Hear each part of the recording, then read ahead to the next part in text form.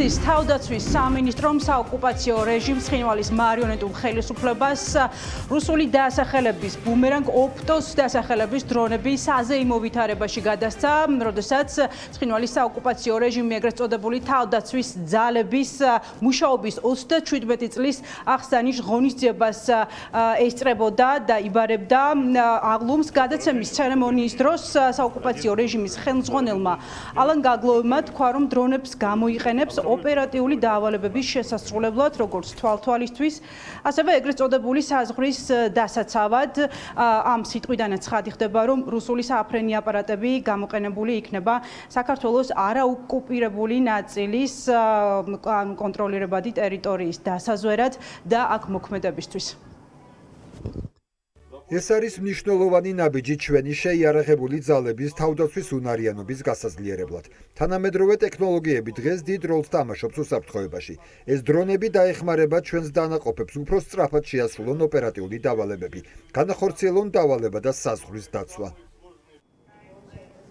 რაში გამოიყენებს ცხინვალის საოკუპაციო რეჟიმი დრონებს. ცხინვალის ტელევიზიაში ეთერში გაიპარა ერთი მცირე ვიდეო, სადაც სამხედროები გაგლოვებს ეუბნებიან, რომ ეს დრონები სჭირდებათ დაზვერვისთვის და თავდაცვისთვის. ჩამოვაგდებთ ისმის ვიდეოში ხმა. კონკრეტული სიტყვა, თუმცა ვიდეო იმდენად მოკლეა, რომ რთულია იმის გარჩევა, რის ჩამოგდებაზე საუბრობენ სამხედროები, მათ შორის ალან გაგლოვი და საოკუპაციო რეჟიმის სამხედრო მეთაურები.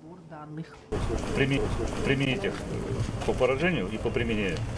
Один будем сбивать, как вражеский, второй будет атаковать. А второй будем атаковать, да, как наш будем применять.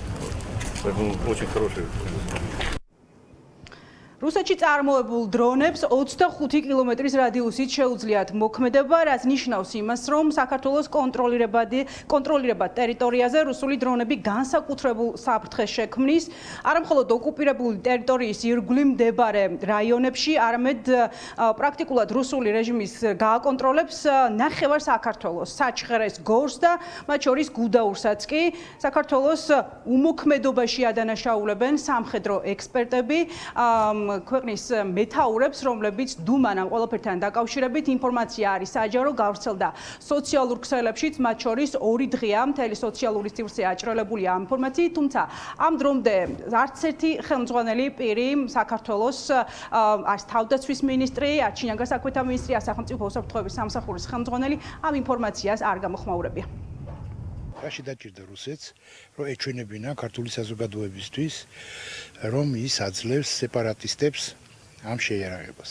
ეს არის ზეწოლა ქართულ საზოგადოებაზე და ხელისუფლებაზე, რათა ქართველებმა არ აწარმოონ სწორი პოლიტიკა ევროპელებთან მიმართებაში ოკუპირებული ტერიტორიებიდან რუსეთის ჯარების გაყვანასთან დაკავშირებით. ღიად რუსეთი მიანიშნებს ქართულ საზოგადოებას და ხელისუფლებას, რომ სეპარატისტების ხელებით მათ შეუძლიათ სამიზნედ გახადონ არა მარტო სამხედრო ობიექტები, არამედ პოლიციის მაგალითად პატრული და ასე შემდეგ.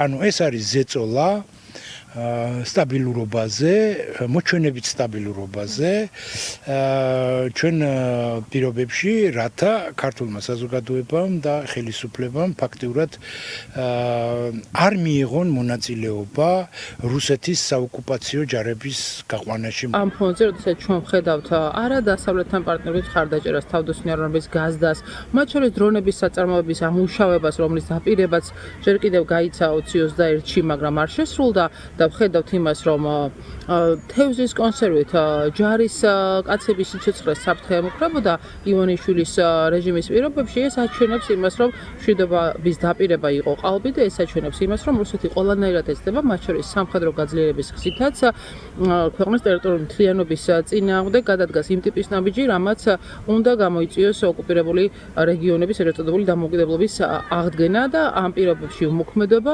სწორედ ოკუპანტის სასარგებლო ქმედებაა და სხვა არაფერი. რუსული საფრენი აპარატების არსებობა ოკუპირებულ რეგიონში, ცხინვალში, განსაკუთრებულ საფრთხეს უქმნის ქვეყნის უსაფრთხოებას, სტრატეგიულ ობიექტებს ბუნებრივია და განგაში საფუძველს ხედავენ ამ ყველაფერში სამხედრო სფეროს ექსპერტები. ისინი მოუწოდებენ საქართველოს ხელისუფლებას შესაბამის უწყებებს, რომ ხმა მოიღონ ამ ყველაფერთან დაკავშირებით, მინიმუმ განუმარტონ მოქალაქეებს, რომ საქართველოს შეუძლია თავდაცვის უნარიანობა გამოიმუშავოს ამ ყველაფერთან დაკავშირებით და მინიმუმ ახსნას აქვს თუ არა იმის უნარი ქართულ ჯარს, რომ დრონ საწინააღმდეგო სისტემა ამოქმედოს დივერსიული ფაქტის არსებობის შემთხვევაში.